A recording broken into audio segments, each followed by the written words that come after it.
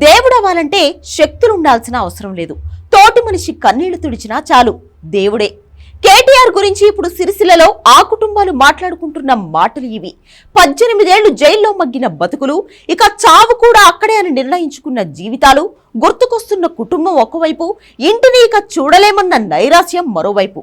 ఆశకు నిరాశకు మధ్య కొట్టుమిట్టాడుతున్న మనుషులు మళ్లీ హాయిగా ఊపిరి పీల్చుకుంటే ఆ సన్నివేశం ఊహించుకోవడానికి ఉద్విగ్నంగా ఉంటుంది కదా.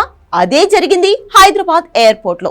తెలంగాణకు చెందిన శివరాత్రి మలేష్, శివరాత్రి రవి, దుండగుల లక్ష్మణ్, శివరాత్రి హనుమంతు, వెంకటేష్ ఉపాధి కోసం దుబాయ్ వెళ్లారు. అక్కడ ఓ నేపాలీ గుర్ఖాను హత్య చేసిన కేసులో ఈ 5గురికి 25 ఏళ్లు జైలు శిక్ష పడింది.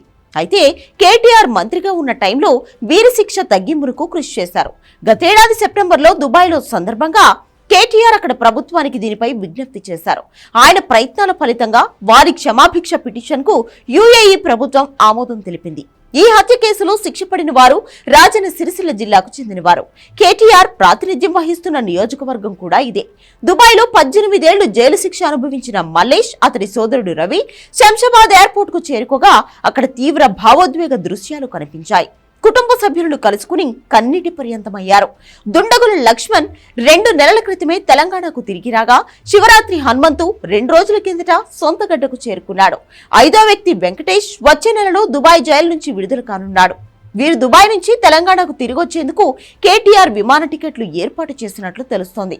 2011లో కేటీఆర్ నేపాల్ కు వ్యక్తిగత పర్యటనపై వెళ్లి దుబాయ్లో హత్యకు గురైన గుర్ఖా కుటుంబ సభ్యులను పరామర్శించారు. వారికి 15 లక్షల పరిహారం కూడా అందించారు. ఈ క్రమంలోనే గుర్ఖా కుటుంబ సభ్యులు క్షమాభిక్ష పిటిషన్ పై సంతకం చేసినట్లు తెలుస్తోంది.